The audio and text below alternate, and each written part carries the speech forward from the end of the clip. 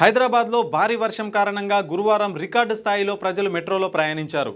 ఒక్కరోజే దాదాపు 5.5 లక్షల మంది ప్రయాణించినట్లు అధికారులు తెలిపారు. సాధారణంగా మెట్రో ప్రయాణికుల సంఖ్య 4.7 లక్షల నుండి 4.9 లక్షల మధ్య నమోదవుతుందని, చాలా రోజుల తర్వాత 5.5 లక్షల మంది ప్రయాణం చేసినట్లు మెట్రో అధికారులు తెలిపారు.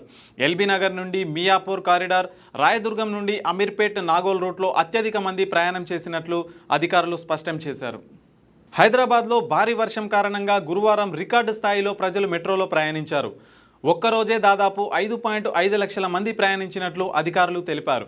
సాధారణంగా మెట్రో ప్రయాణికుల సంఖ్య 4.7 లక్షల నుండి 4.9 లక్షల మధ్య నమోదవుతుందని, చాలా రోజుల తర్వాత 5.5 లక్షల మంది ప్రయాణం చేసినట్లు మెట్రో అధికారులు తెలిపారు.